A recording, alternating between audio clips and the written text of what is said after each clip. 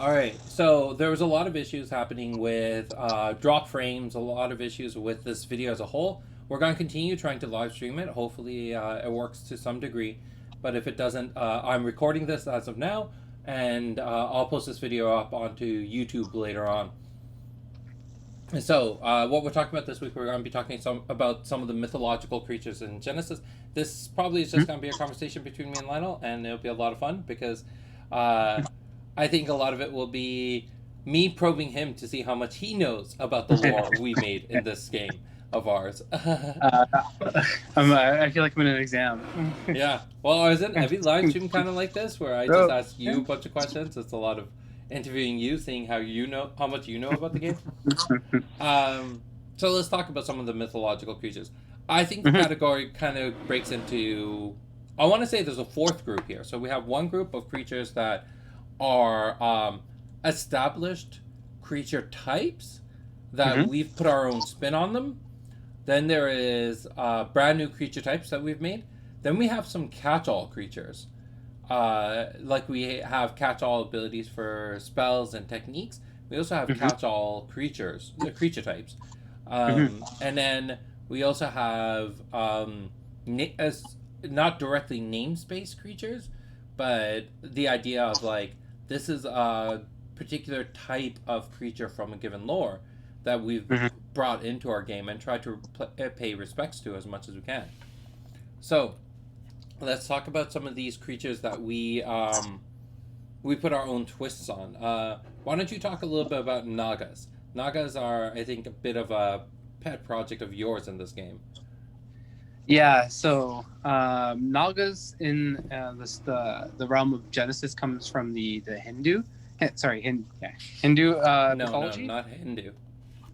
Oh, okay. The Nagas we have are from Taiwanese and the Oriental. That's why they're in Ajna, not in Sahas. Right. Okay, that's true. I think that was a part of my confusion at the start too. But yeah, and they're essentially snake-like creatures that we depicted, and like the long tail and that kind of thing.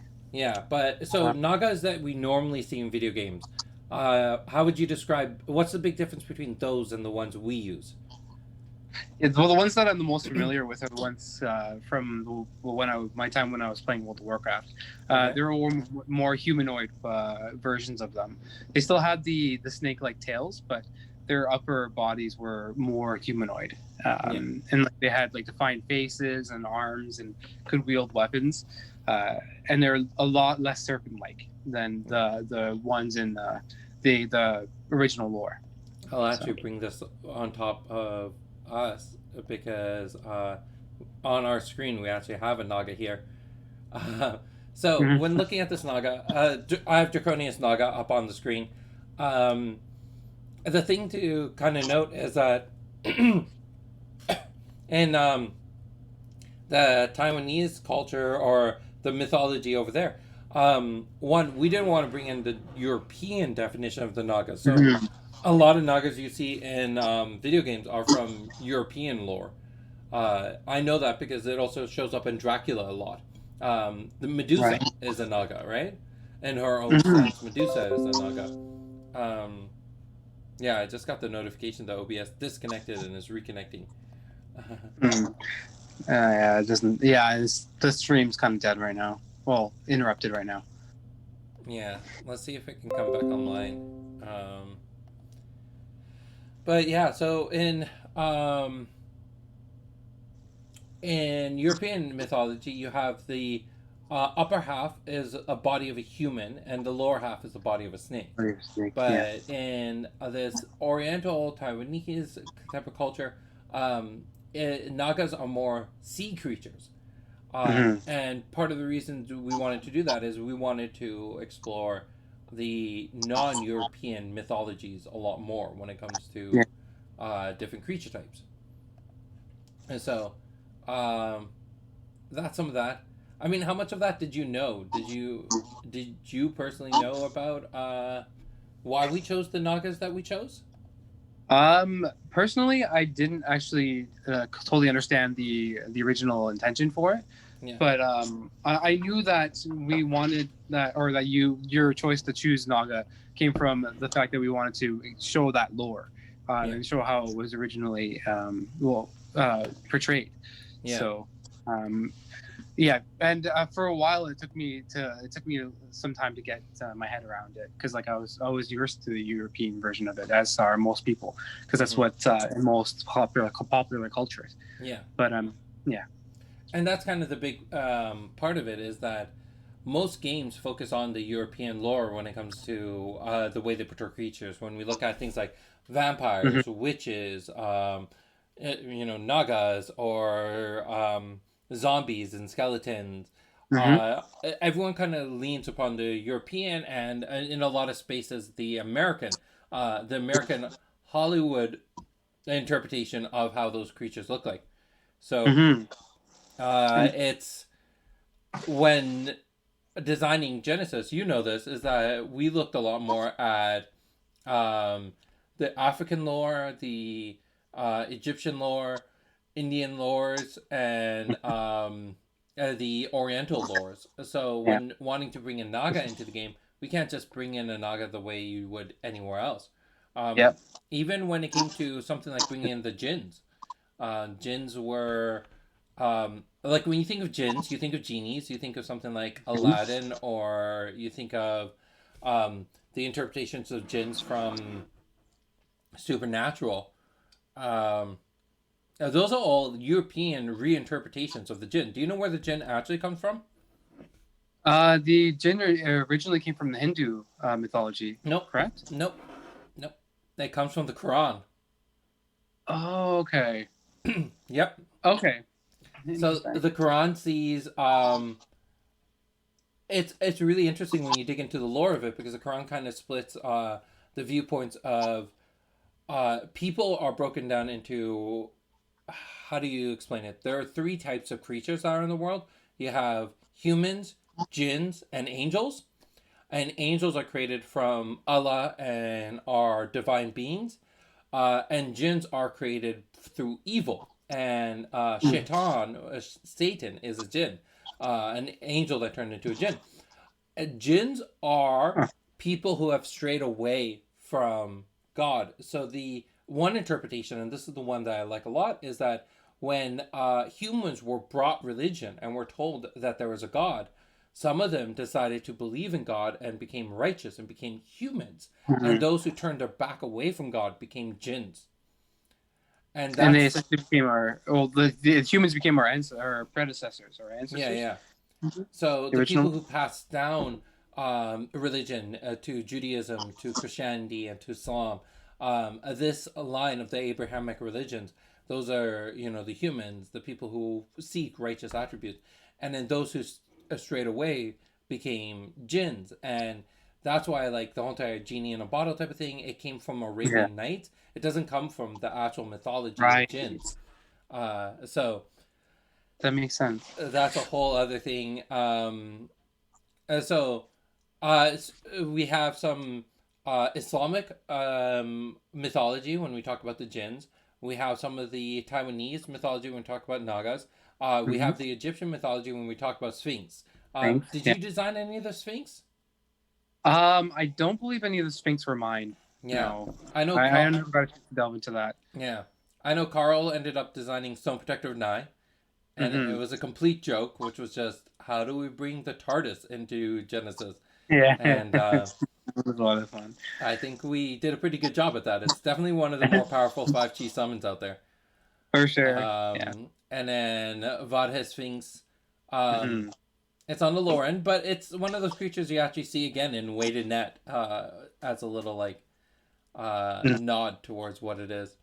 Yeah. Um, and then golems. You did Blackstone Golem, right? Yeah. I did Blackstone Um, Golem. do you remember the Blackstone Golem. research behind Blackstone Golem? Oh, it's been some time. Um, Blackstone Golem. They're essentially they're just pretty much animated objects. Am I correct? So, In that, do you know the history of a golem? Do you know where the golems come from? I haven't done. This I is a feel so lot bad more of about me speaking with this teaching you. because like yeah, I know, but still, I remember doing all like knowing a lot about it back when we first released it, but that was about what is it, about 2 years ago or a year ago? No. Anyways, Yeah. yeah, that we did the research, but anyways, continue. So golems come from Jewish mythologies, right? And so it Okay. comes from the Torah and the idea of the golem. And those who watch this later, feel free to leave a comment and correct me on things. But my understanding when it comes to the golem, it was created as a protector for the Jewish people. And it's made out of clay, and there's a scroll that you put inside of its mouth, and whoever puts a scroll inside of its mouth controls the golem, and the golem is supposed to be this all-powerful warrior that will help defend the Jewish people in dark times. So that's where the golem mythology came from. And then we wanted one to put under Vadhis. Vadhis being one of those, being semi-loosely based around Egypt. We brought in the Jewish mythology because a lot of, Judaism comes from well, it comes from a lot of places, but like there's a lot of that influence in Egypt, and wanting to bring in a creature that kind of had a holy protector value. Now let's see if you remember this. Do you remember why we chose Blackstone? No. No, I don't. So a lot of religions base I'm too around. terribly on this. It's okay. It's okay. I love ranting about this stuff. So a lot of religions have this idea that there's a holy rock, some sort of rock, crystal, something that is imbued with a lot of holy power, and usually it's a meteorite. So there's actually, if you know, in Islam, we pray towards Mecca, right? And in Mecca, there is a piece of meteorite, and it's actually inside this black tomb. And we pray towards that, and it has a lot of holy power. Now, I always wondered that. On Earth, there's a lot of, there isn't a lot of meteorite rock, but there is another rock that looks very similar, and people believe that that is holy as well. I'll put you on the spot again. Do you know what that rock is? Can you guess it?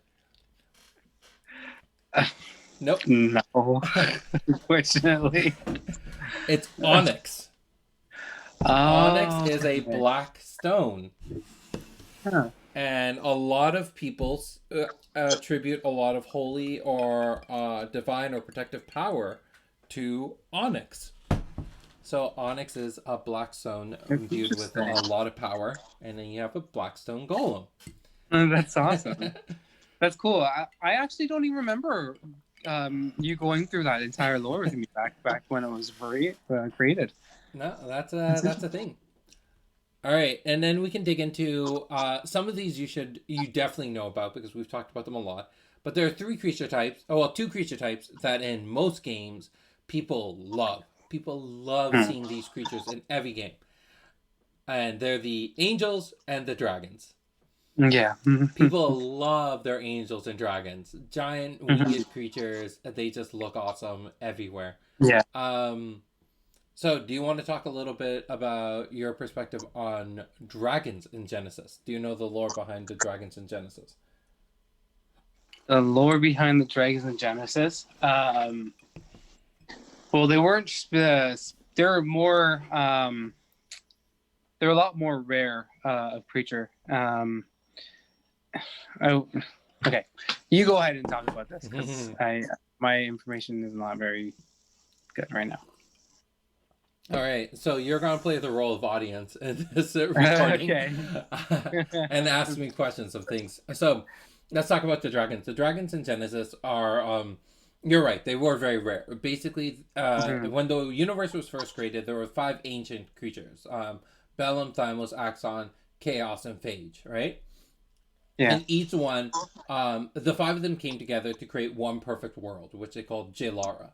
And each one imbued the world with different attributes.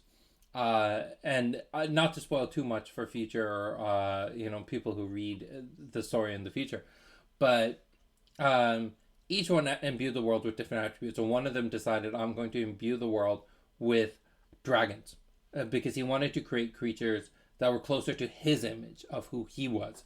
Um, so he created these dragon creatures. Then there was this epic war that happened, and during that war, the war ended with the five ancient ones being trapped away for all eternity. And that left the world with a few of these dragons who, over time, either died through age or were murdered and things like that. So when we get to Genesis, when we got to Welcome to Jalara as a set, there's only one dragon that still remains in the world, and that's the one in Ajna. And if anyone knows Long's backstory, you know that Long ends up infusing the blood of the dragon into himself, and that's where he becomes half human, half dragon. So the dragons are very rare creatures that don't show up a lot in the world, and then yeah, that's depicted through his scales, correct? Yeah. So you have the scales show up. Even the cavern that you see in the background of Long's artwork is supposed to be the dragon's cavern. So that's one. The Phoenix, on the other hand, that we know from Fong's storyline, there was only one. There's only ever one, and it was actually its life force was bounded to the other dragon, the one that Long is got his powers from. So when Long ended up killing the Phoenix to save his sister, he ended up killing the dragon in to balance out the world. And he becomes the legacy of the dragon, and Fong becomes the legacy of the Phoenix, fulfilling those creatures' destinies for as long as they live. Was there a reason why the Phoenix was bounded to the dragon in the first place? So in Chinese mythology, there is this concept of harmony, balance, yin and yang, right? And the Phoenix and dragon are used a lot to represent that balance. And I mean, I'm sure my wife could explain this a little bit better in detail, but my understanding, there's also this, you also see the Phoenix and dragon shown in balance during weddings. So if you ever go to a Chinese wedding, you'll see this symbol of the Phoenix and dragon kind of intertwined with each other. So that's cool. Where that comes from. Fong and Long are supposed to be that balance in the world. And at the end of the day, both of them are driving for the same end result, which is they're trying to deliver peace to the world. So that's dragons. And then angels. Angels are an interesting twist in our world. Anyone who ends up reading the Akashic Codex will know this more and more, but I like putting little twists on things that in regular mythology are viewed one way. I like putting a whole other twist on them. So I won't dig into this too much because it gets revealed, and if you haven't really figured it out yet, you have a lot of things to enjoy. But just know that the angels aren't what they seem in Genesis. They definitely aren't. Yeah. And then we have one Kraken. We have the Primordial Force. Do you remember what the Primordial Force was originally called? And the Ancient Evil? Yep. Or is that what you're talking about? Yep. Do you remember how far back the Ancient Evil goes? When did I first make it? It was in Origins. It was pre-Genesis that was Ancient Pre-Origins. Oh, it was before Origins too. Yep. What was before Origins? We didn't have a name for it. I don't remember it, no. So the Ancient Evil came out back in 2002, I want to say 2003, when we were designing the card game that was more or less just a spin-off of Yu-Gi-Oh! It followed a lot of the premises that Yu-Gi-Oh! Had, and we had our own little twist to it. And we had the concept of bodyguards. Before we had champions, we had bodyguards. Remember that? So it was the one big creature you started the game with, and we needed a big creature that counteracted the bodyguards. So I made the Ancient Evil. So he's been around since the very beginning. Will we see another Kraken? I'm highly doubting it. Will we see a Kraken that's more like natural Krakens look like? I'm also highly doubting that. But So we'll have to see what the future holds. yeah, exactly. So it looks like the stream's up and going a little bit stronger right now. Oh, it's still dropping randomly. Okay. Um, yeah, it just went down to, Yeah. it just dropped a bunch of frames. It's odd So because I'm running it on Twitch fine, but yeah, Facebook's not running fine. if people are watching this, please leave comments. Let us know. I'm not seeing any comments or any stream messages. Excuse me. If you're on Twitch, if you're watching on Twitch, try leaving a comment, Lionel, and see if Okay. it goes through on my end, because it could be that just my system isn't seeing it. Yeah, I'm not seeing any comments on Facebook either. All right, yeah, I got that message. All right, so Okay. continuing on, do you know what some of our catch-all creature types are? Yeah. Well, one of them is hounds. That's a pretty common catch-all one. Yeah, yeah. If we don't know what something's gonna be, we can turn it into a hound pretty easily. Mm-hmm. But we have one that's a much more generic catch-all. Let's go generic. I should really get this one. More generic than a hound. Interesting. Yeah. It's mainly in chaos, I'll give you that. Okay. Creature types in chaos. No. Okay. Go ahead and spoil it. Fiends. Fiends, right. That's definitely a catch-all. A lot of times, if we don't know how to specify a particular creature in chaos, we'll just call it a fiend. Death's Companion is a fiend. Core is a fiend. Yeah. So it's just one of those things that if we don't know what to write it as, we just generically call it a fiend, and go from there. Fiends are found predominantly in one area in one area of the world, right? That's a pretty part of why it's in chaos. Yeah, it's in the Inferno pits nearby Vishud. Yeah, that's what it So was. if you look to the northwest of Vishud, you'll find that there's the Inferno pits over there. Mm-hmm. So Vishud's kind of in this rough position where on one side of it is the Inferno pits, on the other side of it is no man's land.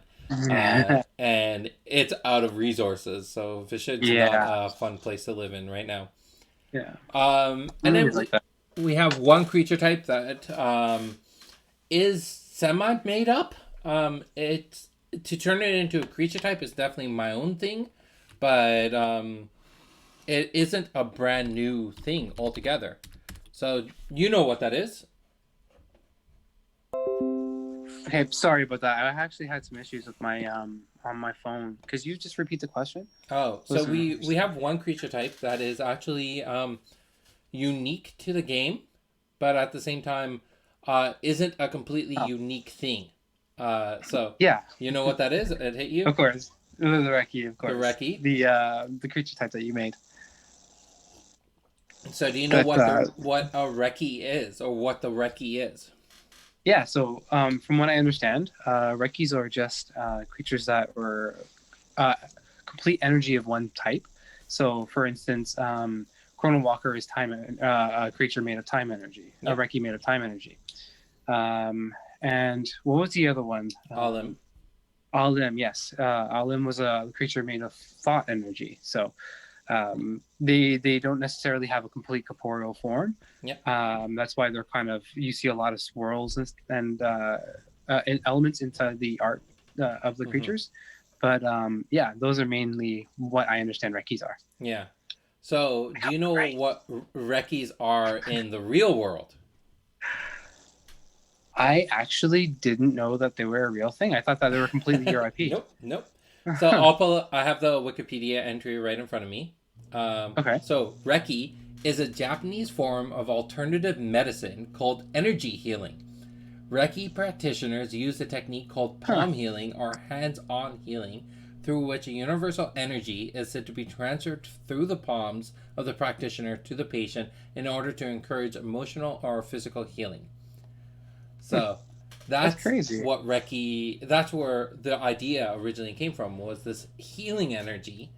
And then I kind of took that and combined it with the idea of the Infinity Stones from Marvel Universe, of like the Infinity Stones are supposed to represent pure absolute energy of a particular type. So you have the Time Uh, Stone, the Reality Stone. So combining those two things together of like this is energy that can be harvested and focused and used in particular aspects from the person who's beckoning the summon, and then making them these absolute power sources. So, like you said, Chrono oh, Walker is time energy, Alim being knowledge energy, more oh, okay, that's knowledge cool. focused. Then. Okay. And the concept of Alim, I think it's not directly, but it's closely related to one of the attributes of Allah. So Hmm, that's where that name comes from. But yeah, cool. Rekkis are one of those things. So, on the lines of talking about Recce's, is there a type of Recce that you absolutely want to create, or you just have the creature type and you look at wherever you can fit it? So Recce, I always just designed it. The first one was always kind of the perfect one, which was Chrono Walker, the time Mhm. energy. Um, I don't know other things. I'd like to see them start branching out to other affiliations, like using Mhm. chaos, using Thymos for like maybe. Um, Life energies or something like that. you can have life energy. You can have pure anger as Recce. Mm. You can have pure compassion or any of those That'd be emotions. pretty. That'd be Um, pretty cool to have that complete emotion yeah, and in the then creature. you could also have them under Bellum and things like pure belief or pure combat power. Like these other concepts, these other attributes that we give to each other, and then turn those into pure Rekkis. Hmm. So there is actually a third Rekki. You should know this because it's one of your creatures. Mm. Recce that I came to mind. Why am I? Okay, enlighten me. Which creature was it? Yamaraja. Duh. One of my favorite creatures, obviously. Yep, Yamaraja. It Um, was supposed to be yeah, pure death energy. death energy. Yeah, So it is a Rekki. Um, yeah, that's right. all right, so that gives us into transition into creatures that we borrowed from other mythology. Two of these being Hmm. yours. So talk to Yeah, us about Yamaduta and Yamaraja. yeah. So Yamaraja was the Lord of Death and Lord of Death and no, what was the other one? Either way, and it was originally Yama. If you didn't know, Yamaraja was originally named Thanatos, but it had to be renamed because it didn't fit within the lore of the game. It was I think Thanatos was from Greek mythology, so we ended up switching it into the Hindu side, and that's where the name came from. And again, it was the Lord of Death, and it was charged with looking over all of the dead, and Yamadutas were Yamaraja's agent. So what they would do is when something would die, when a person would die, these Yamadutas would come and visit the soul of the deceased and tell them that they were dead, and then take them to be seen by Yamaraja. So yeah, Yeah. that's which is kind of the nice connection between the two. Correct me if I'm wrong, because Nope, maybe nope, I was wrong. that's more or less right. So the one thing I want to bring into, so we talked about Yamadutas being agents, where you can have multiple Yamadutas.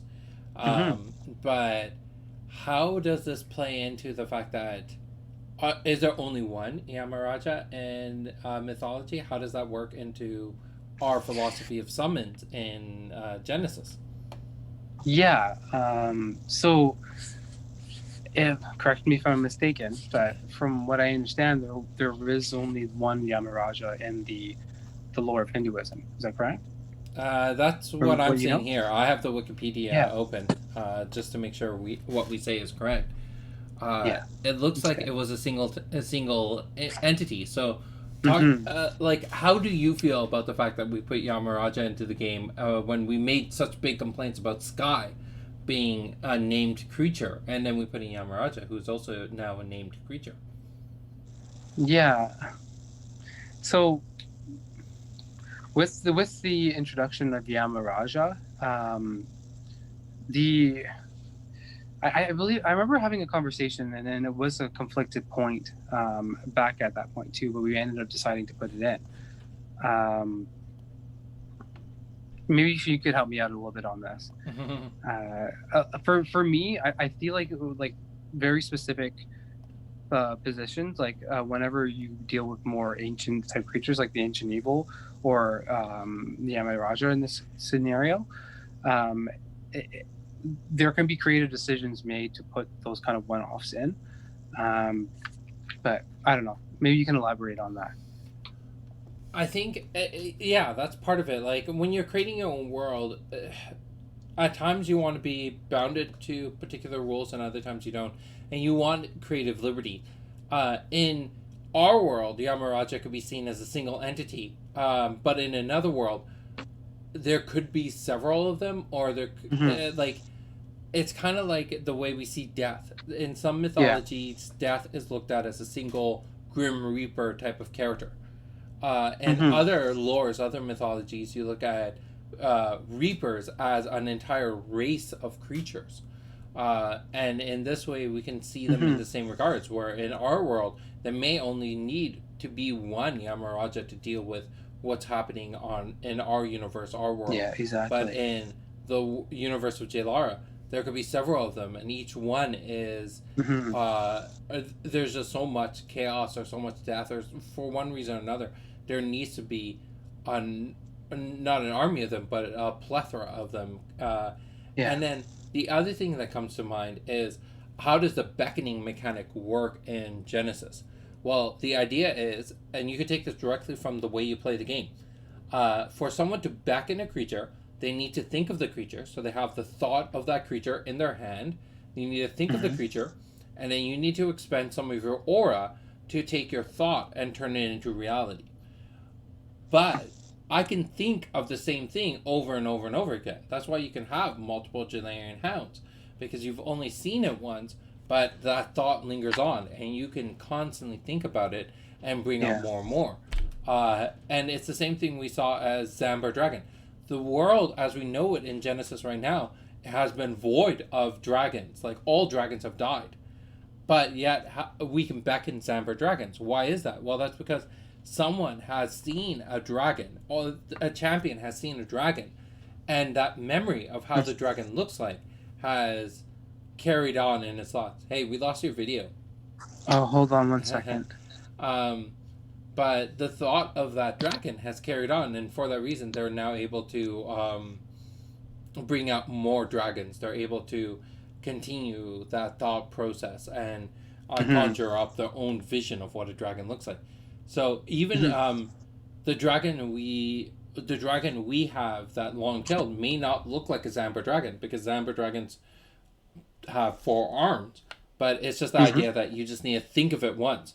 So in the same regard, someone on our planet having the image of how the Grim Reaper looks like, if they had access to the aura, they'd be able to take that thought and beckon multiple Make it Grim into. Reapers. Yeah. Uh, Okay. so Interesting. I don't like named creatures in certain regards, but Yamaraja being more of a concept of, it's not the Grim Reaper, it's a Reaper, it's an agent of death. It Yeah. is the what do you call him? Yeah. The That Lord death of energy. Death. Period. So multiple Yeah. things can lord over the same concept. Yeah, All for right, sure. and then the last creature that we have on our plate, which is a creature from mythology, is Lulu Kokore. Do you know much about Lulu Kokore? All I know is it's the boogeyman. Yeah. That's all I know. It comes from African mythologies. It is their version of the boogeyman. So the boogeyman is one of the legends that is found literally in every single culture known to man. I'm reading this directly from a Wikipedia type of entry, and is feared in every single child. Although the oldest form can be traced to Persia as Lulu Kokore. He is as old as Father Time himself, and just as experienced and intelligent. Lulu Kokore is just this idea of the boogeyman, the pure threat, and the idea with the card itself was, just like the boogeyman, if you can summon the courage to face it head on, then it just disappears. It's no longer a threat. But if you can't find that courage, then it's going to constantly hunt you down and harm you. So that's where the ultra medium ability kind of comes in. Hey, it looks like your video has froze. Oh, looks like we lost Lionel a little bit. This is unfortunate. Yep, oh, we're gone. All right, so I'll just wrap this up on my own then. So that's the idea where Lulu Kokori comes from. And that's where the ultra medium ability comes from, with this idea of if you can find the strength to just face it head on, then you'd be able to just kill the creature without having to deal with it at all. All right. I'm just going to wrap the show up here. It's been kind of crazy. I don't know what's happening with my internet, so I'm just going to post up this recording on YouTube. So, some announcements I want to make before we wrap things up. Alex and I have our new show, which is hopefully will be streaming on Tuesday, assuming that everything's up and good again. That's called Exploring the Library. Our Tuesday show will be about the top 10 cards on Thymos. And then we're going to take a break from the top 10. We're probably going to explore a few other things and then jump back to them. We just didn't want to rush through all of them right away. And it was just one of those recommendations that the community had. Some other announcements. We just launched a new partnership with Pegasus Games in Madison, Wisconsin. I'm super excited about this one. And well, I'm excited about all our partnerships, of course, but this one just happened today. So I'm really hyped for that. Check them out for some Black Friday sales. Some of our stores are hosting Black Friday sales, so go reach out to them and maybe you can get yourself something special that way. Akasha Codex will be releasing new chapters of the story coming every 2 weeks. The next one happening on Monday, and then every 2 weeks after that, you'll be getting a new chapter of that story being released. And then on a regular evening basis, make sure you're following us on YouTube, Discord, Facebook, because we're going to try our best to start live streaming a bunch of gameplay. So come join us. If you don't play directly on Tabletop Simulator and want to just watch a few games, come and join us on those live streams, and we'll be able to push out as much information as we can that way. As always, I want to remind everyone that COVID is a real and serious concern. Stay safe, stay protected, follow the guidelines of your city. Don't put anyone at risk unnecessarily. And if your local game store, it has particular guidelines on what they say for how to proceed when you enter the store, what you do while you're there, and just how you handle the merchandise. Make sure you are adhering to those guidelines as much as possible. We trust the stores to do what's best for their community. So we're not going to have a blanket statement on telling the stores how to operate. We will trust the stores and the health officers and everyone else to do what's best for their communities. Again, a reminder that our town hall will be happening on Monday at December 7th at 5 o'clock. It will be continuing the conversation around the Future League cards. A lot of things have happened in Future League this month, so I want to make sure you have an opportunity to talk about all those things to me and with the game design team. So that'll be happening over Zoom. If you want more details, make sure you reach out to me about that. And then last thing, Tabletop Simulator happening tonight at 7. Make sure you join us there. I'll be playing a few games, doing some deck buildings, hopefully meeting up with Alex. And tonight, I want to focus particularly on some of the Future League stuff. So that's everything that's happening for today. Sorry for all the video interruptions. Sorry for having to do this as a recording. It was kind of a weird thing to do, but we had to improvise here. I don't know what's happening with the internet, so hopefully things come back to normal soon. And I will talk to everyone next week. Have a good day. Take care of yourself. Bye.